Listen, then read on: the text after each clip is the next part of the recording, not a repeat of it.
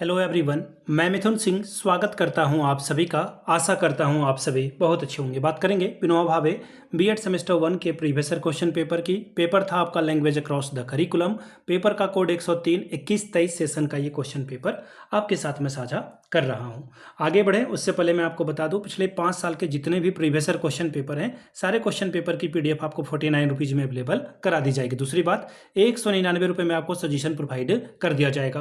अब ये सजेशन क्या होता है? सजेशन यानी कि वेरी वेरी इंपॉर्टेंट क्वेश्चन, ऐसे सवाल जो एग्जाम के पॉइंट ऑफ व्यू से बहुत इंपॉर्टेंट है, आंसर के साथ आपको प्रोवाइड कर दिया जाता है। अब ये देखिए सजेशन तैयार कैसे होता है, तो पिछले 10 साल के PYQ को स्कैन करके इसे तैयार किया जाता है। दूसरी बात, आपका जो लेटेस्ट एग्जाम पैटर्न है वो आपको यहाँ पे प्रोवाइड कर दिया जाता है, उसके अनुसार से जो है हम लोग क्वेश्चन का सिलेक्शन करते हैं। तीसरी बात, आपका सिलेबस क्या है, सिलेबस में कौन से टॉपिक हैं उसको ध्यान में रखकर इसे तैयार किया जाता है। और आखिरी बात, मेरा खुद का एक्सपीरियंस, मैंने बीएड एमएड कर रखा और पिछले 2-3 सालों से अलग अलग यूनिवर्सिटीज़ में सजेशन देने का मैं काम कर रहा हूँ और काफ़ी अच्छी सफलता मुझे मिली है। बात करें विनोबा भावे, BBMKU, सिद्धू कानू मुर्मू, नीलांबर पीताम्बर हो, कोल्हान यूनिवर्सिटी हो, रांची यूनिवर्सिटी हो, इन जगहों पर मैंने सजेशन दिया है। अगर आप भी सफलता के भागीदार बनना चाहते हैं तो यहाँ से मेरी email ID आप देख लें, yourmithunsingh@gmail.com पे आप मुझे मेल कर सकते हैं। इंस्टा पे अगर आप हो, डू फॉलो मी @imithunsingh। बाकी आप मुझे व्हाट्सअप कर सकते हैं 7979054474 पे। तो चलिए आगे बढ़ते हैं और देखते हैं कि किस तरह का सवाल यहाँ पर पूछा गया था। यहाँ से आप देख पाएंगे, ये रहा आपका पेपर LAC यानी कि लैंग्वेज अक्रॉस द करिकुलम। देखिए इस पेपर में कुछ भी बात करें ना, LSRW को आप अच्छे से पढ़ लीजिएगा, इससे रिलेटेड एक सवाल आएगा। L यानी कि सबसे पहले बच्चा सुनता है, S फॉर स्पीक यानी कि बोलता है, फिर है R फॉर रीड यानी कि पढ़ता है, और फिर आखिर में जाकर के वो लिखना सीखता है। और ये सीक्वेंस वाइज होगा। सीक्वेंस वाइज का कहने का मतलब ये क्रमिक होगा। सबसे पहले आप लिखना नहीं सीख जाओगे, ये सीक्वेंस है, यानी कि पहले बच्चा सीखेगा, सुनेगा, फिर बोलेगा, फिर पढ़ेगा और फिर बाद में वो लिख पाएगा। LSRW बहुत इंपॉर्टेंट है। ठीक है, चलिए यहाँ से देख लीजिए, बीएड सेमेस्टर 1 का ये क्वेश्चन पेपर था। और यहाँ से आप देख पाएंगे इस पेपर का नाम क्या है वो मैं आपको बता दूं। तो यहाँ से आपको देखिए पेपर का नाम दिखेगा LAC यानी कि language across the curriculum, paper 3 21-23 session का पेपर है। 1.5 घंटे का वक्त मिला है, फुल मार्क्स है 40 का।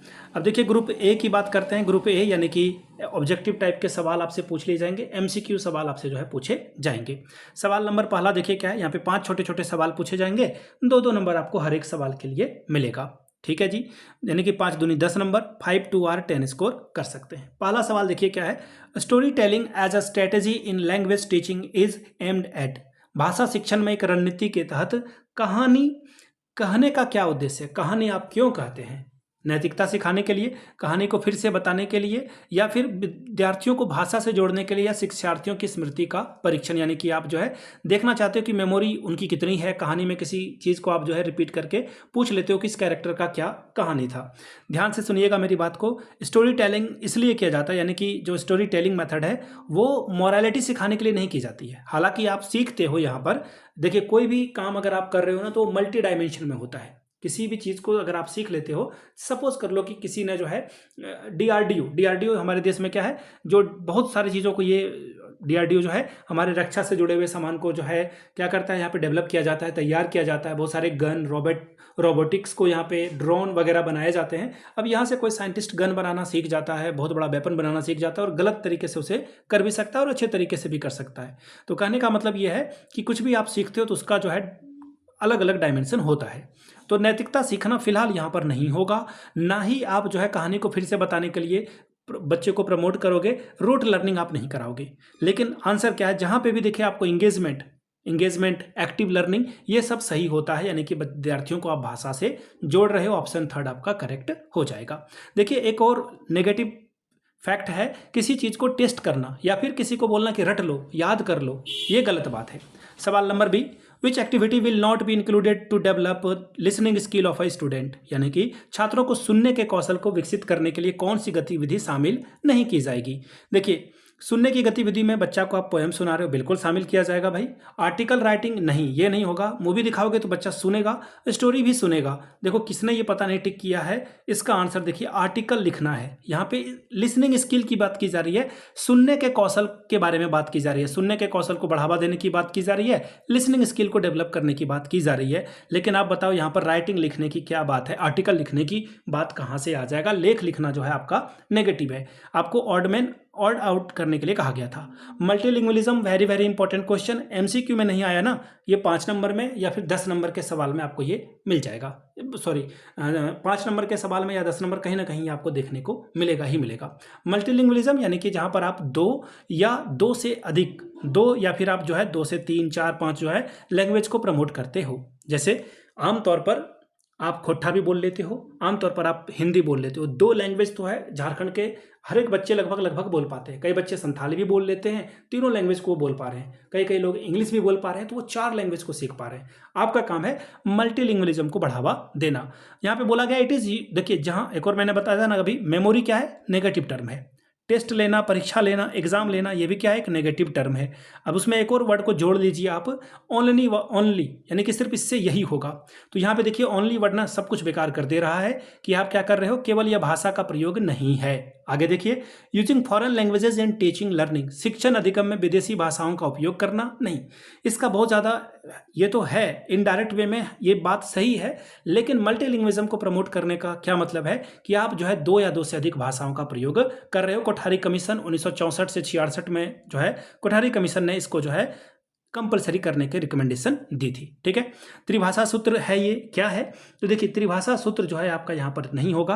करेक्ट आंसर होगा 2 या 2 से अधिक लैंग्वेज को प्रमोट करना। अगला सवाल, which of the following is not fundamental skill of a language learning, निम्नलिखित में से कौन सा भाषा सीखने का आधारभूत कौशल नहीं है। लैंग्वेज लर्निंग की बात करें तो लैंग्वेज लर्निंग में मैंने आपको क्या बताया, LSRW सब कुछ चाहिए होगा। अब यहाँ पे देखिए, R रीडिंग वाला है, W राइटिंग वाला है, स्पीक है, लेकिन वॉचिंग वाला नहीं है। LSRW में देखिए वॉच वाली बात नहीं आती है, ये राइटिंग आता है। W4 राइटिंग आता है, W4 वॉच नहीं आता है। ऑप्शन 4 आपका जो है गलत है, और गलत ही चुनने के लिए कहा गया था, तो यही आंसर आपका सही हो जाएगा। अगला सवाल, language across the curriculum means, जो सब्जेक्ट का नाम है उसी से सवाल है, संपूर्ण पाठ्यक्रम में भाषा का क्या अर्थ है। सिर्फ आप क्लासरूम में नहीं सीखते हो, या फिर आप हिंदी सीख रहे हो, इंग्लिश पढ़ रहे हो, इसका मतलब सिर्फ नहीं कि हिंदी और इंग्लिश ही आप सीख लो, आप उसका इस्तेमाल गणित में, SST में और भी अलग अलग विषयों में करते हो। भाषा का इस्तेमाल आप घर जाकर भी करते हो। ठीक है, तो इसका मतलब है कि आप जो गैर विषय हैं, भाषा से छोड़ के इतर वाले विषय, उसमें भी आप इसे शामिल करते हो। आंसर आपका पहला वाला ही बिल्कुल करेक्ट है। भाषा को गैर भाषा विषय, यानी कि जिसमें गणित आएगा, साइंस आएगा, SST आएगा, पर्यावरण शिक्षा आएगा, वहां पर भी आप क्या कर रहे हो, भाषा का इस्तेमाल कर रहे हो। ऑप्शन ए आपका सही हो जाएगा। ठीक है, अनिवार्य भाषा नहीं बना देना है। हिंदी को अनिवार्य भाषा आप बना दोगे तो गड़बड़ हो जाएगी। कोई बांग्ला बोलता है, कोई उर्दू बोलता है, तो कहने का मतलब है कि कोई भी कुछ भी बोल सकता है। हिंदी को प्रमोशन करने की जरूरत नहीं है यहाँ पर। ठीक है, विदेशी भाषा को पाठ्यक्रम में लागू नहीं किया जा सकता है, मातृभाषा को लागू किया जा सकता है, मातृभाषा को मैंडेट किया जा सकता है। बात करेंगे अब ग्रुप बी की। 2 सवालों का जवाब देना है, 5 दूनी 10, यानी कि 5 2 आर 10 स्कोर कर सकते हो। पहला सवाल, mention the feature of a language development, भाषा विकास की विशेषताओं का उल्लेख करें। सवाल number 3, differentiate between language acquisition and language learning, भाषा अधिग्रहण और भाषा सीखने के बीच के अंतर को बतावें। चौथा सवाल, write down the nature of a multilingualism with reference to Indian school, भारतीय विद्यालयों के संदर्भ में बहुभाषावाद की प्रकृति को लिखिए। पांचवा सवाल, write about the role of a literature in language learning, भाषा सीखने में साहित्य की भूमिका के बारे में लिखिए। बात करेंगे ग्रुप सी की। 2 सवालों का जवाब देना है, 10 दूनी 20 नंबर आपको मिलेगा। सवाल क्या है, how can we develop listening skill among the student with the help of various material and activities, यानी कि विभिन्न सुनने की सामग्री और गतिविधियों की सहायता से छात्रों को सुनने के स्किल को हम कैसे सिखा सकते हैं, बढ़ा सकते हैं। 7वां सवाल, what is the relationship of language with society, how do we demand for society change the content of a language teaching, भाषा और समाज में क्या संबंध है, भाषा की मांगे, समाज की मांगे भाषा शिक्षण की विषय वस्तु को किस प्रकार परिवर्तित करती है। 8वां सवाल, discuss the importance of speaking skill for school student, how will you develop the speaking skill of your student, विद्यार्थियों के लिए वाचन कौशल का क्या महत्व है और बच्चे में आप इस बोलने वाले कौशल को कैसे विकसित करेंगे।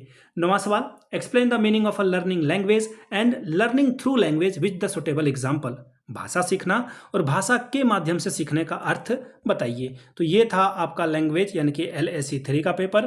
पिछले 5 साल का पेपर आपको जो है 49 में अवेलेबल करा दिया जाएगा। दूसरी बात, 199 रुपये में आपको सजेशन प्रोवाइड कर दिया जाएगा। यहाँ से मेरी email ID आप देख लें, yourmithunsingh@gmail.com पे आप मुझे मेल कर सकते हैं। इंस्टा पे अगर आप डू फॉलो मी @i मिथुन सिंह, बाकी आप मुझे व्हाट्सअप कर सकते हैं 7979054474 पे। वीडियो को आपने यहाँ तक देखा, प्यार दिया, इसके लिए आप सभी का बहुत बहुत शुक्रिया। Have a good day.